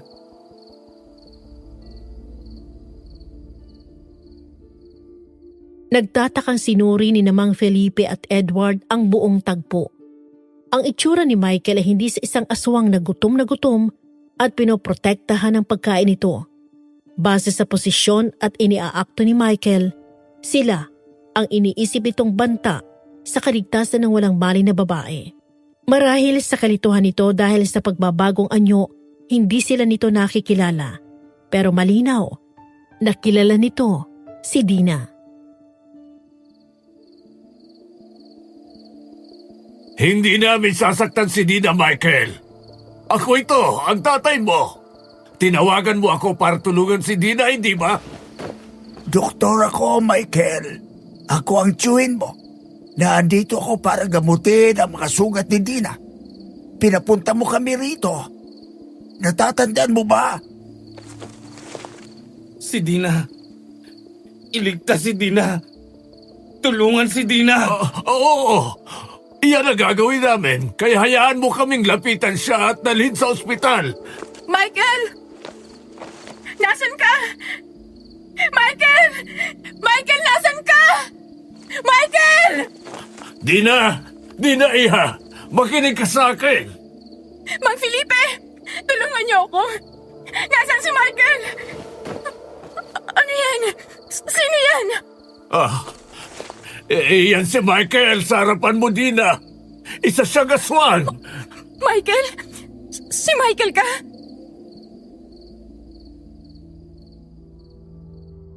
Malungkot na tumango si Michael at parang nauupos na napaluhod sa harapan ni Dina. Umangat ang kamay nito upang hawakan ang kamay ng babae. Pero sa huling sandali, inilayo rin nito agad ang kamay nito nang makita ang takot sa mukha ni Dina.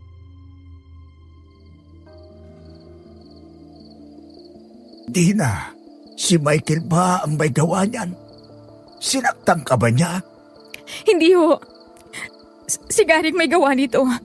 Iniligtas ako ni Michael mula sa nasusunog na bahay na yan. Tapos bigla siyang sumigaw at sabi, kailangan niya akong iwan. Binuhusan niya ako ng tubig at sinabing itara ko ang tulo sa dibdib niya. Hindi ko na matandaan ang sumunod na nangyari. Masakit pa rin ang ulo ko. Bangungot ba ito? Hindi, iha! Si Michael talaga yan! Isa siyang aswang dahil nakagat siya ng aswang! Pero hindi niya tayo inaatake eh. Prinotektahan niya rin ako laban sa sarili niya kanina. Hindi kita sasaktan, Dina. Kahit kailan, hindi kita sasaktan. Michael, kaya mo bang magpalit ng anyo at bumalik sa pagiging tao? Hindi ko kayo sasaktan.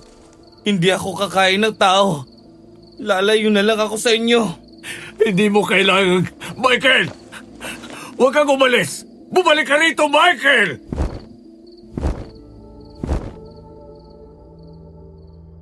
Subalit ibinuka na ni Michael ang mga pakpak nito at mabilis na lumipad palayo. Iglap ay nawala sa paningin nila ang lalaki. Muling nawala ng malay si Dina. Nang magising siya, ay nasa loob na siya ng ospital at binabantayan ng nanay niya.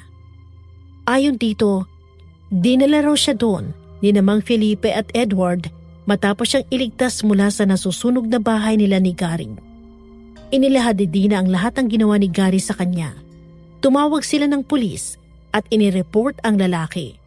Pinaghahanap na ito ng mga pulis. Maging si Claire ay biglang nawala. Malamang ay magkasamang nagtatago ng dalawa. Lumipas sa mga araw ngunit hindi pa rin nagpapakitang muli si Michael kay Dina. Samantalang sina Mang Felipe at Edward ay madalas na tumatalaw sa kanya. Wala ring ideya mga ito kung nasan si Michael. At kutob niya, kaya siya madalas kumustahin ng dalawa ay dahil naniniwala ang mga ito na siya ang unang pupuntahan ni Michael pagbalik ng lalaki.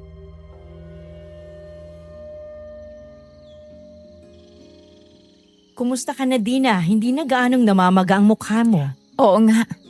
Bumabalik na ang ganda ko, di ba? Nagbibiro ka pero kita ko pa rin sa mga mata mo ang lungkot at galit. Matagal pa siguro bago mawala yon. Kahit pa malaman mong nakamit mo na ang hustisya, Anong ibig mong sabihin, Marina? kaibigan kita. Matalik na kaibigan. Ang nangyari sa'yo ay hindi ko mapapatawad. Tinanggap mo ang tunay na pagkatao ng asawa ko at kahit sa sariling pamilya mo ay itinago ang sekreto ko. Sa tingin mo ba, basta na lang namin mapapalampas ni Lucio ang ginawa sa'yo ni Gary at Claire? Marina, ibig mong sabihin? Yeah, bukas o sa makalawa, matatagpuan ang mga nalunod na katawan ng dalawang yon. Siningil namin sila sa utang nila nang pagtangkaan nila ang buhay mo. Hindi mo kailangan gawin yan, Marina. Sapat nang mahulit makulong sila. Iba ang batas ng tao sa batas ng aswang, Dina. Mas malupit kaming magparusa sa mga taong nanakit sa mga mahal namin. Isa pa, kung hindi namin ginawa yon, malamang si Michael ang gumawa nun. Alam mo ba kung bakit hindi pa siya bumabalik hanggang ngayon? Pinaghahanap niya rin sina Gary at Claire. Malas niya lang at mas nauna naming nakita ang dalawa. Marina, alam mo rin ang tungkol kay Michael? Paano? Nakita siya ni Lucio na umaaligid. Akala ni Lucio, kalabang aswang siya kaya kinorner siya ng buong pangkat.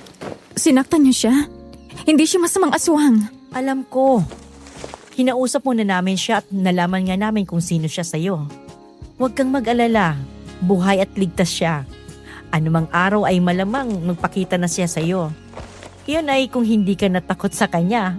Nag-aalala kasi siya na baka matakot ka kapag nakita mo siya. Kaya sinadya niyang patagong matyagan ka lang. Nagulat lang ako sa itsura niya nang maging aswang siya. Iba kasing itsura niya sa itsura ninyo. Akala ko lahat ng aswang mukhang aso lang na malaki. Pero may pakpak siya at mga pangil marina. Ibang uri siya ng aswang. At oo, kumakain ng tao ang mga tulad niya at ng Tito Edward niya. Ano?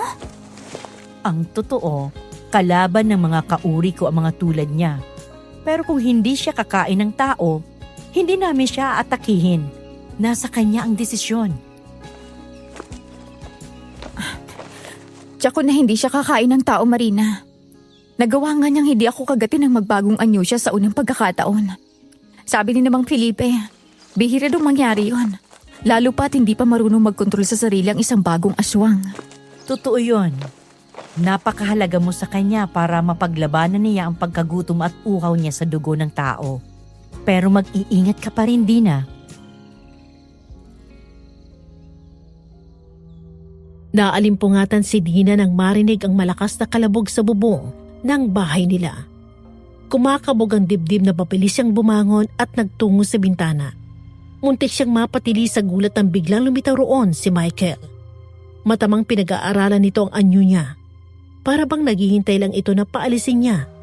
Humakbang siya paatras at sinenyasan nitong pumasok sa loob ng kwarto niya. Tila nakahinga naman ito ng maluwag bago sinunod ang senyas niya.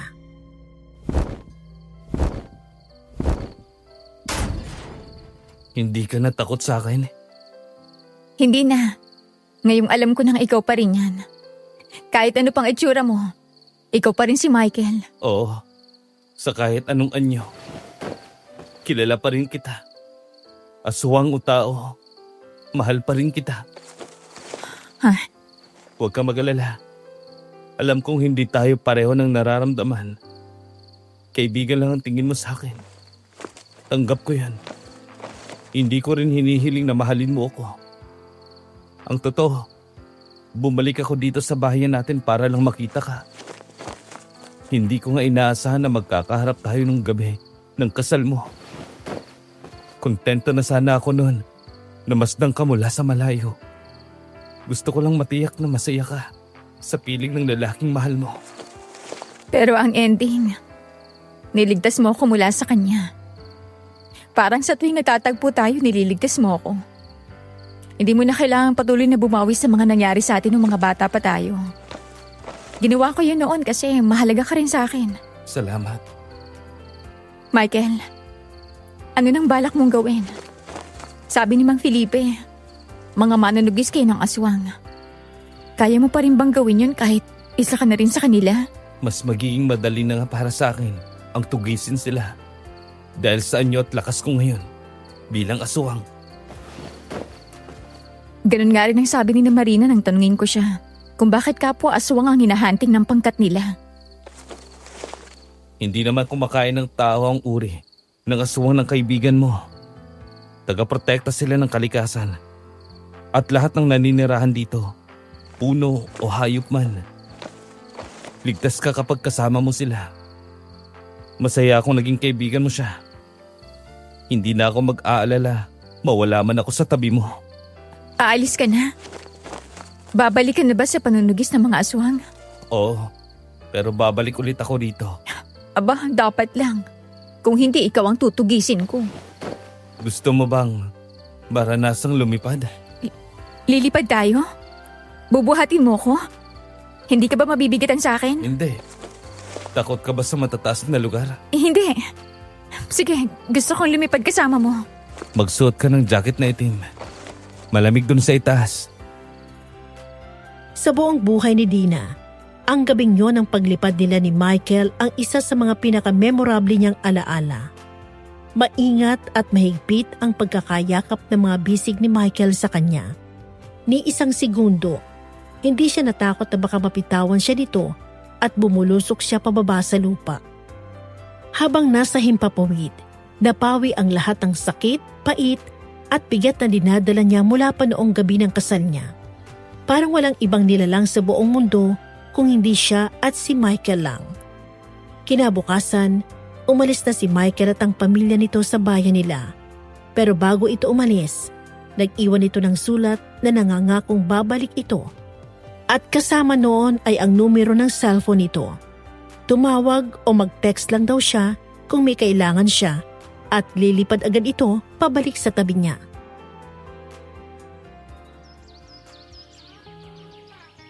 Dina, hoy! Kanina pa kita tinatawag, hindi mo yata ako naririnig. Sino ba yung katext mo at abot-tenga ang ngiti mo dyan? Ay, kanina ka pa ba dyan? May iuutos ka ba? May kailangan ka? Wala naman. Tinatanong lang kita kung sino yung katext mo. Ah, si Michael. Nakakatawa kasi ang joke na pinasa niya. Mahigit 5 buwan na rin mula nang umalis siya. Wala pa ba daw siyang balak bumalik at bumisita sa'yo? Wala naman siyang nababanggit. Busy siya sa panunugis. O baka naman hinihintay lang niyang bigyan mo siya ng rason para bumalik. Araw-araw kayong magkausap o magka-text. Kaibigan pa rin ba ang tingin mo sa kanya? Marina, alam mong bagong biyuda pa lang ako. Hindi magandang tingnan na wala pang babang luksa ay may iba na agad ako. May iskandalong pamilya ko. Kahit na pinagtaksilan ka ng asawa mo? At kung tutuusin na hindi naman talaga kayo naging tunay na mag-asawa. Tingin ko maunawaan naman ni Nanay Masing kung mahulog man ang loob mo kay Michael. Hindi ko alam, Marina. Nalilito rin ako sa damdamin ko eh. Aaminin ko, miss na miss ko na si Michael. Gusto ko na siyang makita at makausap ulit sa personal. Pero, ganun lang ba talaga namamatay ang pag-ibig? Parang ang bilis naman yata niyang pinalitan si Gary sa puso ko. Totoo ba ang nararamdaman ko o dala lang yun ang lungkot ko dahil mag-isa na naman ako? Pinatay ni Gary mismo ang pag-ibig mo sa kanya, Dina. At ang mas masahol pa dun, ikaw mismo ay tinangka niyang patayin. Huwag kang magpadaig sa takot mo na baka muli kang masaktan kung iibig kang muli. Mas manghihinayang ka kung sasayangin mo ang oras na pwede sanang makapiling mo na si Michael. Tama ka. Sige, iti-text ko siya at sasabihin kung gusto ko na siyang makita ulit. Sana nasa malapit lang siya para mabilis siya makauwi rito. Sigurado kang gusto mo na siyang makita ulit? Oo, ito na nga. Iti-text ko na siya. Huwag mo nang gawin iyan. Isasama kita ngayon din sa lugar kung nasaan siya. Ha? Anong ibig mong sabihin? Alam mo kung nasan siya? Oo, Dina. Naroon lang siya sa beach house namin. Hindi siya umalis ng bayan natin. Hindi niya kayang tuluyang lumayo sa'yo. Pero hindi rin naman niya gustong makita mo siya sa kalagayan niya ngayon. Hindi ko naiintindihan, Marina. May sakit ba siya? Anong nangyari sa kanya? Siya ang uri ng aswang na kumakain ng tao, Dina. Oo, maaari siyang mabuhay sa karne at dugo ng hayop. Pero para sa isang tulad niya na kayang magbagong anyo, hindi sapat yon. Kailangan niya ng laman at dugo ng tao para maging malakas at malusog ang katawan niya. At dahil ayaw niyang kumain ng tao, unti-unti siyang nanghihina. Mamamatay siya sa gutom. Oo. Pumunta na tayo ngayon din sa beach house niyo, Marina. Gusto ko siya makita.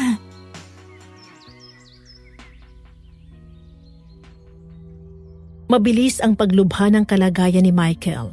Sa loob lang ng ilang buwan, bumagsak at nanghina ang katawan niya. Halos hindi na siya makatayong mag-isa. Pero ang hindi nanghihina ay ang isip niya at damdamin para kay Dina.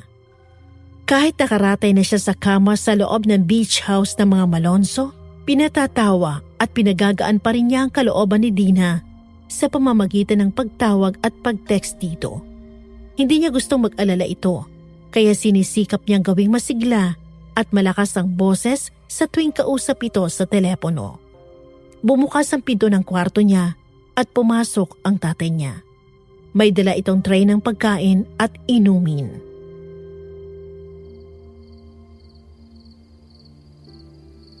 Ito na ang hapunan mo, anak. Unahin mong inumin ito para lumakas ka kahit paano. Salamat, Tay. Nakabalik na ho ba si Tito Edward? Hindi pa. Baka dumaan pa ulit kay Tasha. Mukhang magkakabalikan pa yata ang dalawang yon. Siguro naisip na ni Edward na sayang ang mga oras na hindi niya kasama ang babaeng mahal niya. Tay, Alam ko ang tinutumbok niyo. Pero hindi na ako magbabago ang desisyon ko. Ayokong pabigatin palalo ang loob ni Dina kapag nakita niya akong ganito. Para na rin naman kami magkasama dahil araw-araw kami magkausap sa telepono. Sapat na ho yun. Napakarami ng trahedya na nangyari sa buhay niya ngayong taon. Hindi tamang dumagdag pa ako. Bakit hindi mo ko hayaang magdesisyonan para sa sarili ko? Dina, anong ginagawa mo dito? Tay, sinabi niyo? Hindi ako. Si Marina. Siya ang nagatid kay Dina rito kanina. Maiwan ko na muna kayo. Mag-usap kayo. Dina, Gusto kong magalit sa iyo, Michael. Pero wala akong enerhiya makipagtalo sa iyo. Pwede pang payakap na lang muna. Hindi na hinintay ni Dina na sumagot si Michael. Isinubsob niya na ang luhaang mukha sa payat na dibdib ng lalaki. Napakalayo ng itsura nito ngayon sa makisig at malakas itong anyo nung huli silang magkita. Parang 10 taon agad ang itinanda nito sa loob lang ng nakalipas na 5 buwan. ito ang iniiwasan ko mangyari, Dina. Masakit na sa loob ko ang makitang nagdadalamhati si na tatay kahit buhay pa ako. Hindi ko yata kakayanin na makita ang lungkot sa mga mata mo habang hinihintay natin ang tuluyang pagkawala ko. Ang daya-daya mo naman eh. Kailan ka lang bumalik? Iiwan mo na ulit ako. Bakit mo pa ako pinaibig mo, sasaktan mo lang din pala ako? Michael! Michael, huwag ka mo lang umalis. Please. Kababalik mo lang sa buhay ko. Huwag mo naman mo kong iwan ulit. Ayoko tumanda na mag-isa, Michael. Patawarin mo ako, mahal ko. Sa mga panahong sinayang ko dahil mas nato ng atensyon ko sa paghihigante para sa nangyari kina nanay. Kung sana inagahan ko ang pagbalik ko sa iyo, hindi sana ako nakagat ni Ricardo. Iba siguro ang naging tadhana nating dalawa. May paraan pa, hindi ba? Paano kung yung mga masasamang tao na lang ang kainin mo? Michael, gusto ko mabuhay ka. Dina, sa umpisa ay ganun lang din ang sinubukang gawin ni nanay. Inutusan ni Ricardo na kumain at uminom ng dugo ng masasamang tao. Pero sa sandaling makatikim na kami ng tao, hindi na kailanman mabubusog ang gutom na yon. Ayokong matulad sa kanya na pati ang sariling anak niya ay kinain niya dahil sa ilang taong tiniis na gutom. Nauunawaan ko na kung paano niya nagawain kay Baby Rap-Rap. Nilamon na ng aswang ang katinuan niya sa puntong yan. Michael. Mahal kita. Matagal na. Mahal na mahal kita. Mamahalin kita hanggang sa kabilang buhay.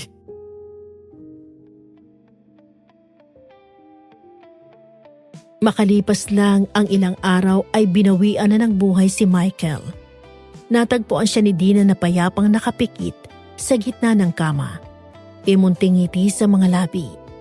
Bago palapitan ni Dina ang lalaki, batid na niyang wala na ito. Pero sadyang hindi yun matanggap ng puso niya. Michael! Michael! Gumising ka na, please! Panoorin natin ang paglubog ng araw. Sige na! Gumising ka na! Dina, hindi ka na niya naririnig. Wala na siya, iha. Tawagan niyo siya, Mang Felipe. Baka makinig siya sa inyo.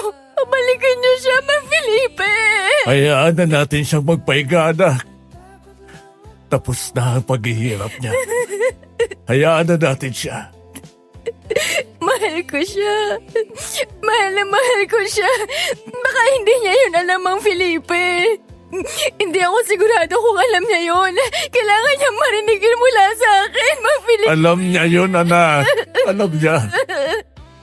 Pinakita at pinadama mo yun sa kanya. Masdan mo ang mukha niya. Nakangiti siya. Dahil alam niyang sa uli, minahal mo rin siya. Ang urn na kinalalagyan ng abo ni Michael ay inilagak sa sementeryo sa likod ng simbahan, Miss Amy. Araw-araw ay binibisita yon ni Ninang Dina hanggang sa 5 taong anibersaryo ng kamatayan ni Michael. Huminto na siya sa pagbisita ron. Hindi na siya bumisita dahil inilagak na rin sa tabi ng urn ni Michael ang urn ng abo niya. Nabunggo siya ng isang humahagibis na truck, Miss Amy. At sa pagkakataong yon, wala nang Michael na nagligtas sa kanya. Agad namang nahuli ang driver ng truck at tulad nga ng sabi ni Marina ng aking ina, iba ang batas ng mga aswang. Hindi na nga tumanda mag-isa si Ninang Dina. At least, hindi matagal ang pinaghintay nila ni Michael bago sila muling nagkita sa kabilang buhay. Siguro doon na lang nila itinuloy ang naudlot nilang pag-iibigan dito sa mundo, Miss Amy. Kina Mang Felipe at Edward ay nawalan na kami ng balita matapos mamatay ni Ninang Dina. Siguro patuloy pa rin silang nanunugis ng aswang. Maraming salamat sa pakikinig sa kwento ko, Miss Amy. Hanggang dito na lang po. Muli, ako po si Nika, ang inaanak ni Ninang Dina at anak ng mga aswang. Nagmamatsyag at nagbabantay pa rin kami sa sinumang lalabag sa batas ng aswang. Paalam. Tunay nga nakakapanghinayang ang mga panahong sana nagkasama pa si Nadine at Michael. Hindi talaga lahat ng lihim dapat itago, no? May ilang lihim na mas nakakagaan ng loob at buhay natin kung aaminin at ipagtatapat natin ito sa taong kinauukulan nun. Meron din namang mga lihim tulad ng panlolokong ginawa ni Gary kay Dina na dapat talaga mabunyag. Maaaring masaya si Dina noong hindi niya pa natuklasan ang lihim ng asawa niya. Pero peke ang kasiyahang yun eh. Tulad ng pagiging peke ng pagmamahal ni Gary sa kanya. Kayo, mga giliw naming taga-subaybay. May lihim ba kayo na takot kayo mabunyag? Mas mabuti bang habang buhay na ilihim yon? O mas mabuting ilabas nyo na yon kapalit ng kapayapaan ng isip at kalooban nyo? Ano-anong klaseng lihim ba ang mas mabuting itago kaysa aminin? I-comment nyo sa ibaba mga sagot nyo ha. Maraming salamat mga giliw naming tagapakinig. Sana ay patuloy nyong suportahan ang ating YouTube channels na Kwentong Takip Silim, Sityo Bangungot, Aswang Radio, Aswang Confessions, Aswang Diaries at ang Sityo Pangil. Ito po ang inyong lingkod, Miss Amy. Salamat at maligayang pakikinig.